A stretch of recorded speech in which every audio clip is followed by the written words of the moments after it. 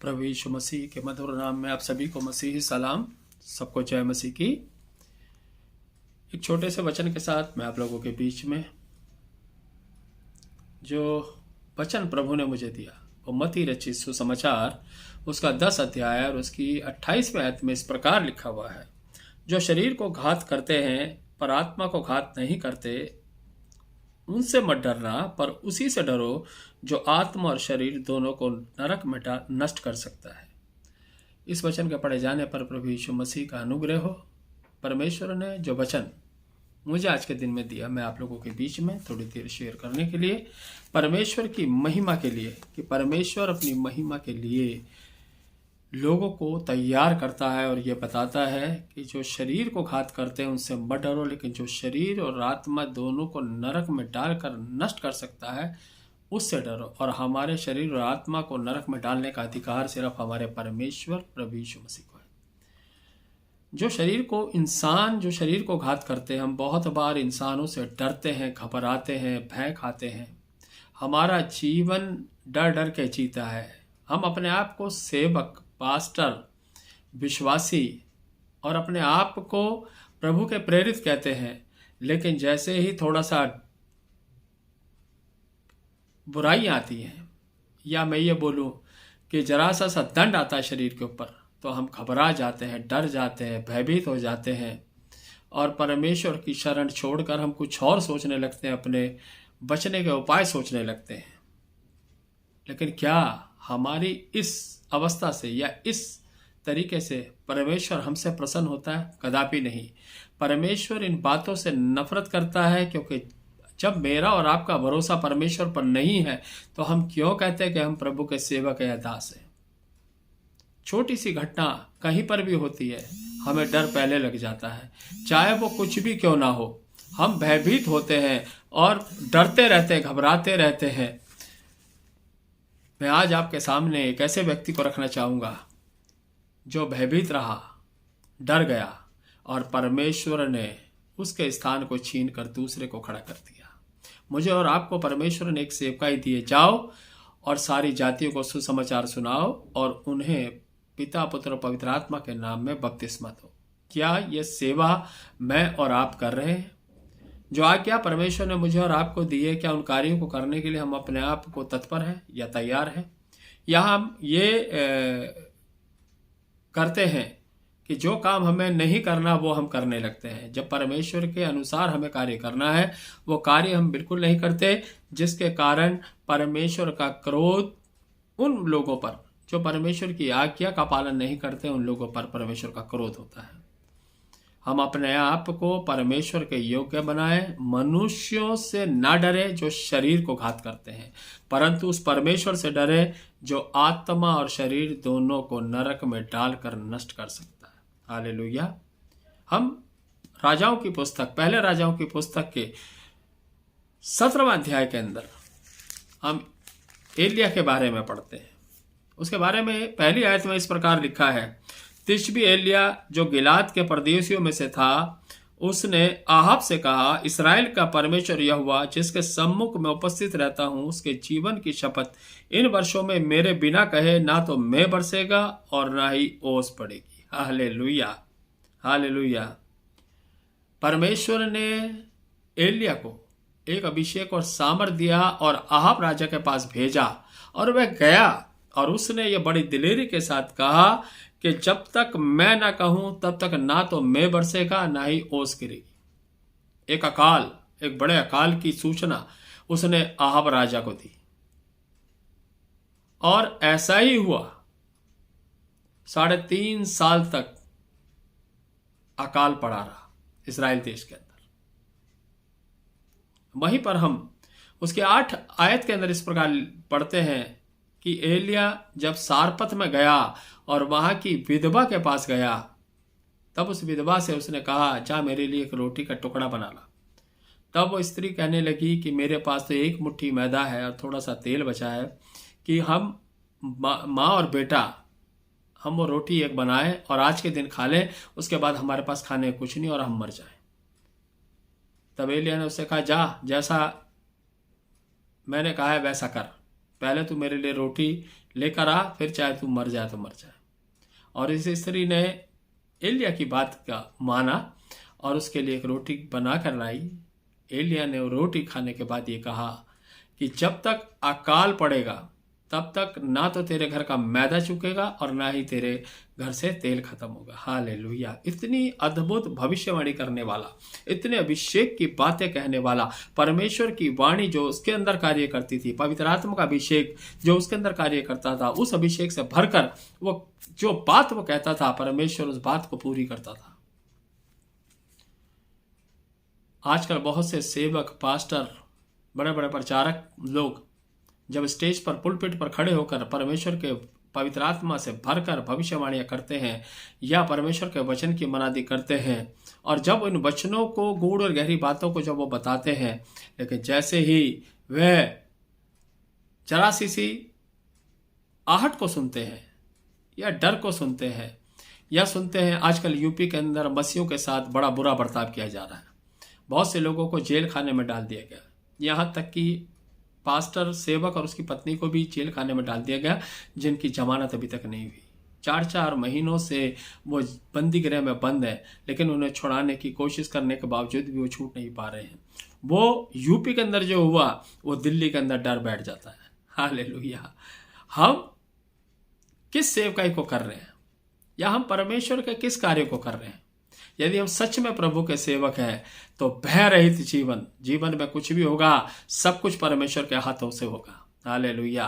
वो डर और वो भय की आत्मा जब तक हमारे अंदर से नहीं निकलेगी, हम प्रभु के सेवक नहीं कहलाएंगे। एलिया इतने अद्भुत चमत्कार करने वाला, अद्भुत कार्य करने वाला, परमेश्वर की आत्मा के द्वारा कहने वाला वो व्यक्ति, उसके कहने से 3.5 साल तक अकाल पड़ा रहा। उसके दूसरे चमत्कार को हमने देखा, सारपत की विधवा जिसके घर में कुछ नहीं था, 3.5 साल तक उसके घर से ना तो मैदा चुका और ना ही तेल खत्म हुआ। Hallelujah, hallelujah. 3.5 साल तक उसे भूखों परमेश्वर ने मरने नहीं दिया, उसको जीवित रखा। हालेलुया। उसके आगे हम 18वें अध्याय के अंदर देखते हैं कि उसके अंदर जब हम पढ़ते हैं तो वहां पर हम देखते हैं कि बाल के 450 नबी और अशेरा के 400 नबी को परमेश्वर के दास ने बुलाया और कहा कि एक वेदी तुम बनाओ, एक वेदी मैं बनाता हूं, और तुम उस पर भेंट रखो और अपने देवी देवताओं को पुकारो कि वो आकर इन भेंटों को स्वीकार करें। और मैं भी एक वेदी बनाता हूं जिस पर मैं अपनी भेंट रखूंगा और उस पर घड़ों पानी डालकर मैं अपने परमेश्वर को पुकारता हूं, देखते हैं किसकी भेंट स्वीकार होती है। और वही हुआ। उसने कहा, 18 की 24 आयत में इस प्रकार लिखा है, तब तुम अपने देवता से प्रार्थना करना और मैं यहोवा से प्रार्थना करूंगा, और जो आग गिरकर उत्तर दे वही परमेश्वर ठहरे। तब सब लोग बोल उठे, अच्छी बात। और वहां पर बाल के देवताओं के और अशेरा के देवताओं के बारे में, नबियों के बारे में लिखा है कि वह सुबह से दोपहर तक, शाम तक चिल्लाते रहे, अपने शरीरों को छलनी कर लिया, अपने देवी देवताओं को पुकारते रहे, लेकिन उनकी प्रार्थना हवा में ही उड़ गई। उनके लिए कोई अद्भुत चमत्कार नहीं हुआ। लेकिन वहीं पर लिखा है, एलिया ने उस वेदी को जल से भर दिया और उस पर, वेदी पर उस भेंट को रखा, और जब उसने यहोवा की दुहाई दी तो लिखा है कि एक आग ऊपर से आई और उस वेदी के बलि को उसने स्वीकार कर लिया। हालेलुया। और वहां लिखा है, एलिया ने उन 450 नबियों को तलवार से घात किया। कितना सामर्थी और अभिषेक पाया वो एलिया था। परमेश्वर उसे अभिषेक के साथ इस्तेमाल कर रहा था। आज मैं और आप कलीसिया के अंदर जिस स्थान पर परमेश्वर ने मुझे और आपको रखा है, क्या मैं और आप उस दिलेरी के साथ, उस अभिषेक के साथ परमेश्वर की सेवा कर रहे हैं, या हमारे मन में किसी न किसी के प्रति भय रहता है, डर रहता है कि कोई मेरी पदवी ना छीन ले, कोई मुझे इस ओहदे से उतार ना दे, कोई मैं पास्टर से कोई मुझे दूसरा पास्टर ना रख ले, या कोई मेरी जगह कोई दूसरा सेवक ना आ जाए, या कोई गवैया मेरी जगह दूसरा ना आ जाए। क्या मेरी और आपकी सोच यही है? क्या मेरा भरोसा और आपका भरोसा उस सर्वशक्तिमान परमेश्वर पर नहीं है? फिर हम किसकी आराधना करते हैं? यदि हम यहोवा परमेश्वर की आराधना करते हैं, उस सर्वशक्तिमान परमेश्वर की आराधना करते हैं, तो हमारे अंदर किसी प्रकार का भय और डर नहीं होना चाहिए। संसार में कुछ भी हो जाए, मुझे और आपको यकीन होना चाहिए मेरा परमेश्वर मुझे संभाले रखेगा, मेरा परमेश्वर मेरे को सामर्थ प्रदान करेगा। Hallelujah, hallelujah. यदि एलिया 3.5 साल के उस काल में भूखा नहीं मरा और एलिया के साथ साथ वो सारपत की विधवा और उसका बेटा नहीं मरे, तो मैं और आप क्यों कर दुख उठाएंगे? परमेश्वर हमें हर सूरत में संभालेगा, हर हालत में सुरक्षा प्रदान करेगा। और परमेश्वर ने यदि मुझे और आपको खड़ा किया है, जितने दिन उसने सेवकाई दिए उतने दिन वो अपनी सेवकाई लेने पाए। एलिया को परमेश्वर ने अभिषेक के साथ खड़ा किया। एलिया अभिषेक और सामर्थ से भरा हुआ और परमेश्वर की आत्मा से भरा हुआ, जैसा परमेश्वर कहता था वैसा वो जाकर लोगों के बीच में उस बातों को कहा करता था, या वो अद्भुत कार्य किया करता था। वो हमने अभी उसके बारे में पढ़ा। उसके बाद हम पढ़ते हैं कि एलिया करमेल पहाड़ पर चढ़ गया और प्रार्थना करने लगा। तब लिखा है कि एक भारी वर्षा होने लगी। मैं समय बचाने के लिए इसको शॉर्टकट में बता रहा हूं। और भारी वर्षा होने लगी, और वो भारी वर्षा जो 3.5 साल तक में नहीं बरसा था, जब उसने प्रार्थना करी तो परमेश्वर ने आसमान के झरोखे खोल दिए। Hallelujah, hallelujah. ये कौन है? एलिया। एलिया वो है जो परमेश्वर की सामर्थ से, आग से भरा हुआ व्यक्ति था।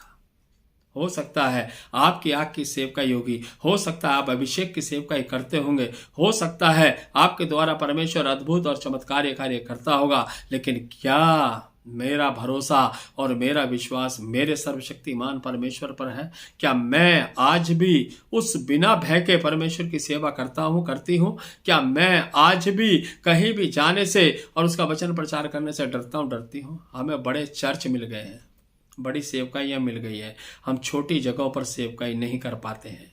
आप चलिए यूपी के गांव में, चलिए उत्तर प्रदेश में, झारखंड में, उड़ीसा में, जहां पर मसीहों को सताया जा रहा है, जहां पर हमले किए जा रहे हैं, यहां तक कि कुल्हाड़ी से वार किए जा रहे हैं, यहां तक कि उनको उठाकर जेल खाने में बंद किया जा रहा है, कलीसिया को तोड़ा जा रहा है, कलीसिया के लोगों को सताया जा रहा है, पास्टरों को पीटा जा रहा है, बाइबलों को जलाया जा रहा है, उनका निकलना आना जाना दूभर हो गया, लेकिन आज भी वो विश्वास में कायम और बिना भय के प्रभु की सेवा करते हैं।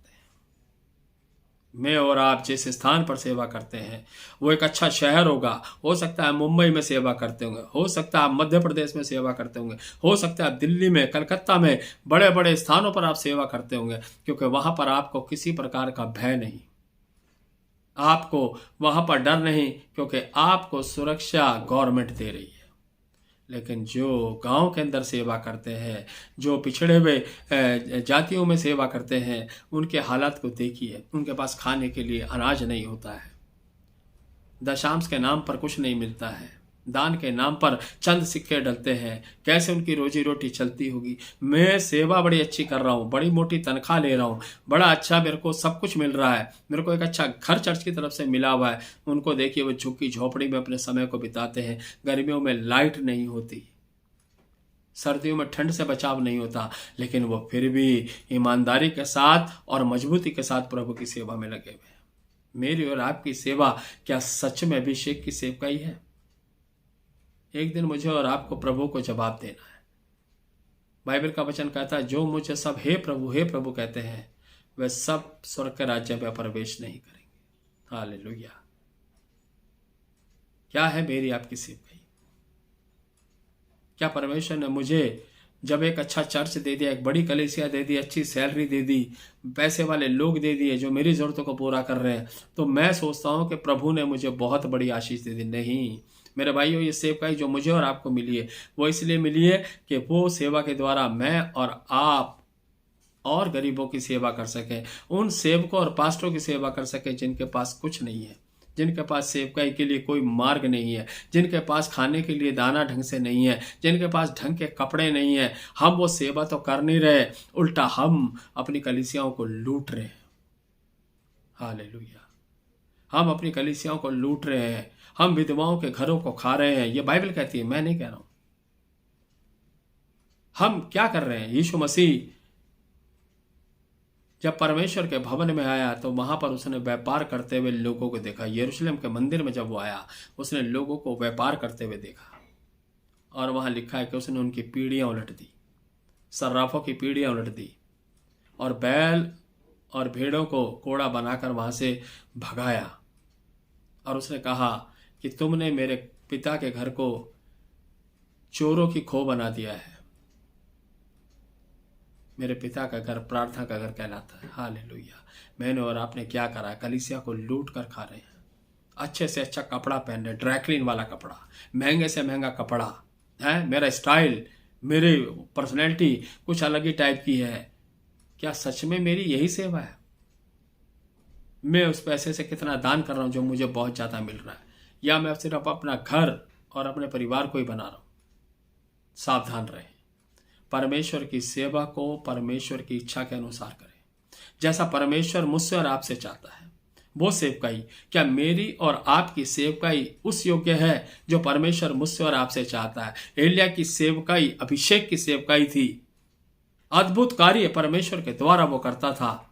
हालेलुया। लेकिन जब अहाब ने अपनी पत्नी को जाकर उसके बारे में बताया, इजेबेल जो एक दुष्ट आत्मा ग्रस्त स्त्री थी, और उसने आपके जीवन को भी नष्ट और बर्बाद कर दिया, और मूर्ति पूजा और बाल और अशेरा के देव नबियों के साथ वो देश को बर्बाद करने पर आ गई थी।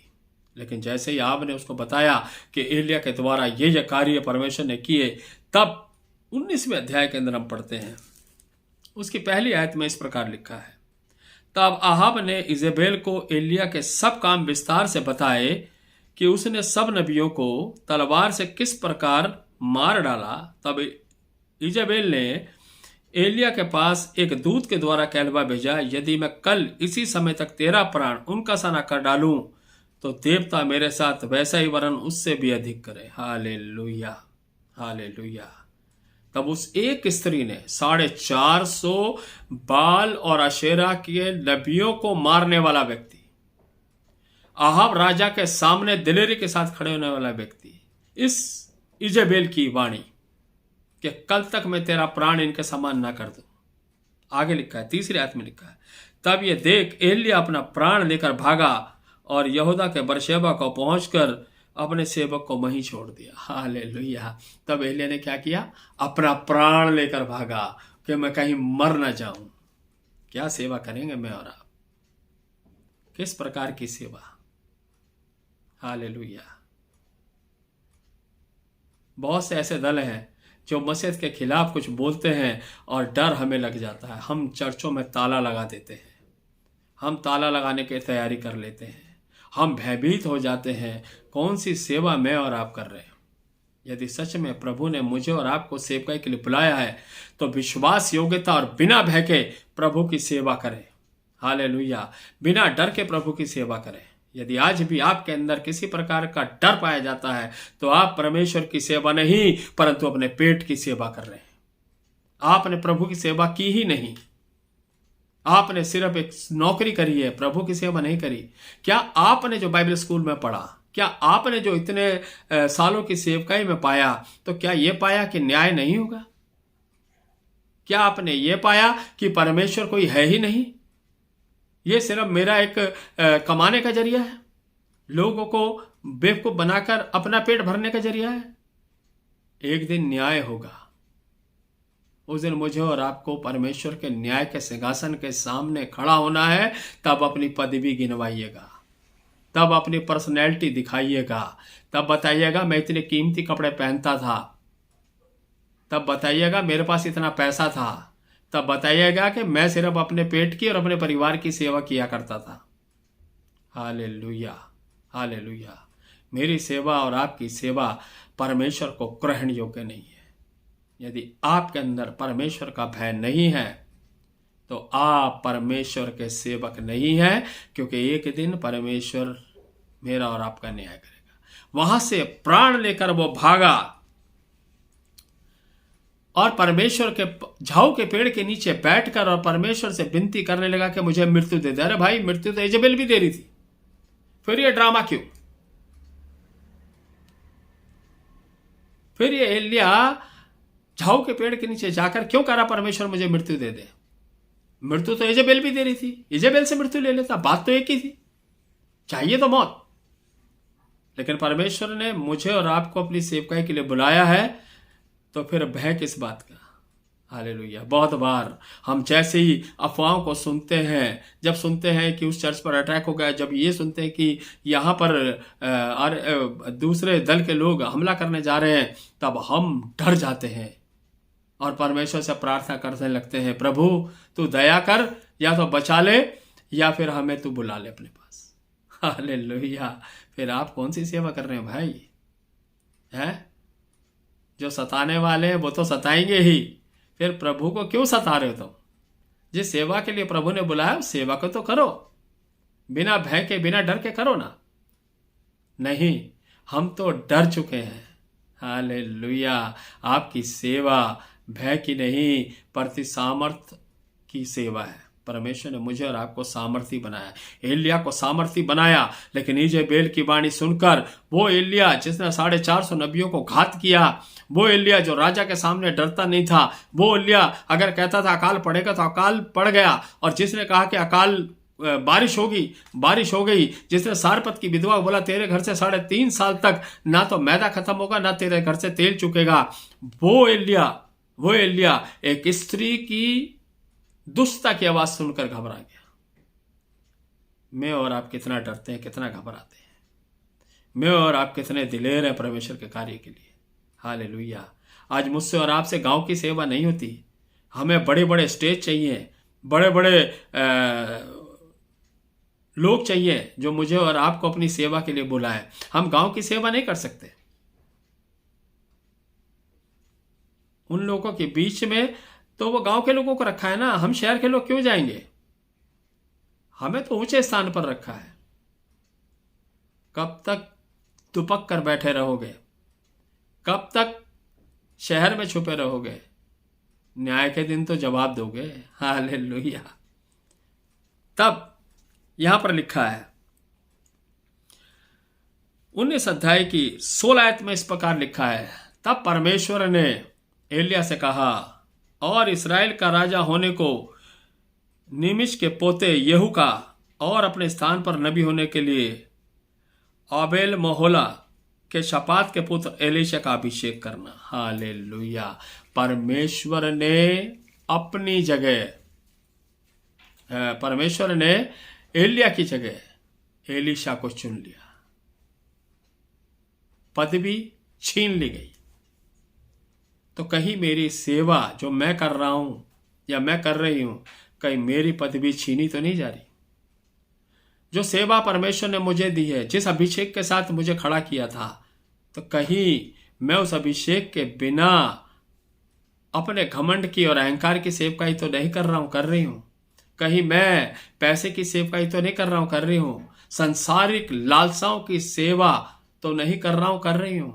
यदि ऐसा है तो परमेश्वर आपकी पदवी को छीनने जा रहा है और आपकी जगह किसी दूसरे को खड़ा करने जा रहा है।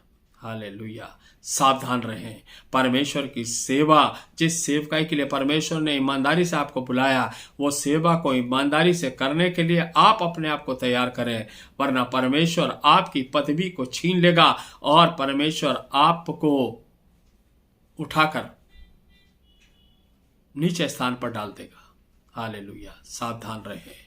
जो शरीर को घात करते हैं उनसे मत डरो, लेकिन जो आत्मा और शरीर दोनों को घात कर सकता है, सिर्फ उससे डरो जो मेरे और आपकी आत्मा को और शरीर को नरक में डालकर नाश कर सकता है। सावधान रहे। परमेश्वर का भय माने, परमेश्वर के साथ रहे और निडर होकर प्रभु की सेवा करें।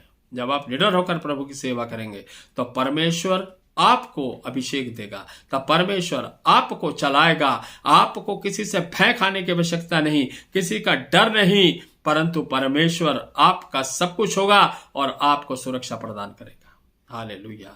इस वचन के पढ़े जाने पर और इस वचन को बोलने के लिए जो सामर्थ परमेश्वर ने मुझे दी, उसके लिए मैं परमेश्वर का धन्यवाद देता हूं। परमेश्वर इस वचन पर आशीष दे।